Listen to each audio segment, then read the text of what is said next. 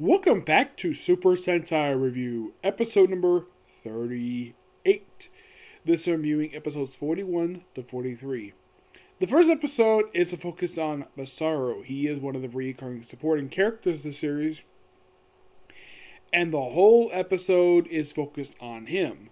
Normally, these focus on one of the Battlefield Rangers. Nope, this was the first one where it doesn't focus on them at all. They're practically supporting characters in this episode. Because the episode with Masaru being held hostage by a couple of robbers, and of course they get into like a police shootout, and apparently Battlefield just cannot go to take him out because apparently it's not their jurisdiction to handle gunmen. I would think they would, especially since they handle basically, my guess because they handle egos is probably the reason why it's possible. But it's almost like the way this episode is written. It's like, oh, let's not interfere because of this place work. And then while they're in this mysterious building, we see his like little makeshift doll on the floor, and then something really weird happens, where we actually have, for the first and presumably probably the only time ever I've seen this in Super Sentai, we actually have stop motion. Yes, I have never seen this before in Super Sentai. I don't know if there was anything like this in Go Ranger because I only watched the first few episodes because of how long the damn thing is. But in the case of this, like it just grows and a rescue Masaru comes his friend. He claims this android claims he's an alien, and then like halfway through the episode, revealed, oh yeah, he's an Egos monster. And I'm like, what the heck took the Ego Society? Why the heck would they actually do this for this series? Like, this is the first episode I've seen where they don't start off with Egos, which I thought was quite weird. I mean, heck, they had a whole episode. I think it was episode number 30. I think it was like the previous episode. They had a whole episode focused on one of the monsters of the series, focusing on Egamon. This one is just, oh yeah, let's just basically focus on a clockwork monster, and also he's the first ever Egos monster to actually go to the strategic room in the series. Yeah, he's the first bad guy to do this. As far as I can tell, for Battlefield J, this never happened. We're thinking, really? Never happened for J. Jock. This never happened for Jock. No villain ever infiltrated. By the time the thing ended, none of the villains ever infiltrated the Jock base. Like, not to the case we get to the strategy room. They basically broke in to steal something. But in the case of, let's just say, to like raid the place, never happened in Jock. I don't know if it happened in Go Ranger or not. I have no idea. But in the case of this one, like, okay, so like he reveals he's an Egos monster. He won't plant a bomb, and he basically disables the bomb. But he's an Egos monster. He needs to be destroyed. So he's like, Fever, come with me. What's up this once and for all? And they're like, sure, why not? And they battle him, and he's eventually destroyed. And here's something, though. There's no giant robot fight in this episode, which is quite interesting. Yeah, which makes this the first one since episode 19 that there is no giant monster fight in the series, which is interesting. Yes, it's only like because the first four didn't have this because they didn't have the robot available yet. Well, it wasn't until episode 5 they had a thing available. And in the case of this, it's like they summon the Battle Shark to do one thing. And that's to take down the Battle Sharks. That's it. And of course, Masaru basically mourns his life friend, and that's it for that. It's an interesting turn for the series. The very next episode basically focuses on Battle France, where he just accidentally runs into Somi while he's basically doing a walkabout. Yeah, he's going on a walk. He just happens to run into Somi, and then he gets shocked by an electric monster, which apparently the plan was make people hate each other. That was the immediate plan. It felt as though like this a similar plot from a different episode involving fires. It was very similar to that.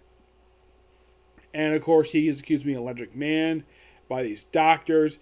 And it turns out these doctors are actually cutmen. Of course they are. So eventually they're taken out, and then we have the typical like monster battle. Like they destroy the monster, and also we have the electric monster. And we actually the first time ever in the series where the actual Robo is actually suffering some damage. Because if you think about it, like the damage is never shown visually from the cockpit before. I thought that was interesting because normally we just get 2 shots of the cockpit every episode. First, you have them entering the cockpit, and then, of course, them doing the signature move, and that's it. That's all they show for it. This one, it's like a good few minutes. I was kind of surprised to see that. I think like this is the last this happened was basically back in episode 5. So they use a way to get rid of electricity by using the electric sword, basically the metal katana that they have. They use it to absorb electricity, and eventually the monster's destroyed. Interesting. Oh yeah, and by the way, there's also a kid injured in the episode, and it turns out the kid basically was a student of fencing. So France basically just takes time to teach him how to properly fence because he used to be a fencer. Okay, I quite like that. It's a good character piece for France.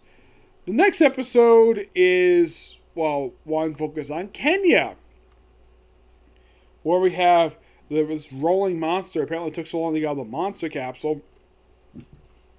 Excuse me. So, because it took so long to get out, they decided to, oh yeah, let's just hire an assassin known as the Jackal. I'm like, did they name this character?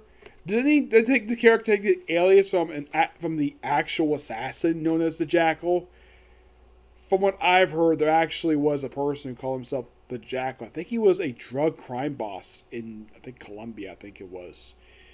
Yeah, that was kind of weird. They took a name, and of course, turns out the Jackal is actually an old friend of Kenya's. Which they represent about one thing in the past. Apparently, he took care of a cub for 3 days, 3 nights. And then eventually let go, and I'm like, really? Did you grow up with the guy? Aside from that one day, it's like, that's something they mention about it at all. Oh yeah, showing that though this guy is actually a really good marksman. And he's actually, and of course Kenny is shocked the fact is his friends become an assassin. And he asked him the obvious question, why did you become an assassin? And he says, for the money. That's the reason why. The money. I would think, though, that in the case of this guy, Kenya would have been suspicious early on, thanks to his nice suits he was in, those expensive suits that he wears. Of course, the guy is taken out by the Rolling Monster. That's seriously what this thing called. By the way, the Rolling Monster himself, he doesn't do very much the whole episode. He basically he just acted like Jackal's boss the whole episode. The assassin's boss, which is interesting. Oh yeah, and by the way, he's paid with a huge chunk of cash to fill up basically my fist about this big. I'm like, wow, that's a lot of cash. I mean, probably from U.S. currency perspective, that's probably a good like 100,000. I would say about $200,000 to $300,000, possibly. Yes, I'm not really sure. Yep. And then of course the guy is later killed by the Rolling Monster. The Rolling Monster is eventually like. Here's the thing I did not like though about this one. Was that once again we actually have the battle with the monster going on, and instead of basically waiting to finish the monster, then basically summon the Robo. Oh no, the monster shows up, and instead of having the shark just basically knock the monster over long enough for basically to destroy the little monster. Not the case this one. Nope, this is one of those cases where you have Japan and America jumping into the robo and eventually destroying the monster, and that's it. Of course, Kenya mourns the death of his friend, and that's the episode. I gotta say, 3 really interesting episodes. And here's something interesting though. Do you know how many monsters are left for this particular pop up in this particular season for Super Sentai? There are 7 left. Yep, there are 7. The final monster shows up in episode 50. Yep, that was actually the last one. The one here is basically the 43rd monster in this episode. Well, actually, it's more like the 42nd monster. Yeah, if you think about it, there's like if you think about it, it's like there's actually a couple monsters that appeared in more than one episode. Yeah. What you thinking? Oh, that's interesting. Yeah, there's actually a couple of them who actually appeared in more than one episode. We have the Fang Lion who appears in 2 episodes, and we have the Dinosaur Monster who appears in episode 21-22. The Rolling Monster is pretty much the 41st monster. The Electric Monster, the 40th monster. Yep. And the Mechanical Dom Monster, this is the 39th. Yep. And there's only 7 left. The final monster that appears in episode 50 is only the 48th. Which is thinking, really? Well, there's a reason, because they had 2 of the monsters appear in one episode.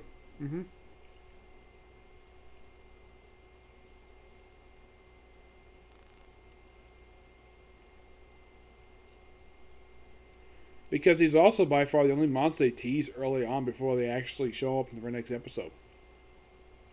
Yeah, and we're getting really close to wrapping this up. I mean, with episode 43, there's exactly 9 more episodes left to go for this whole run. And that's it. So you're probably going to see about 3 more videos out of this, which is awesome.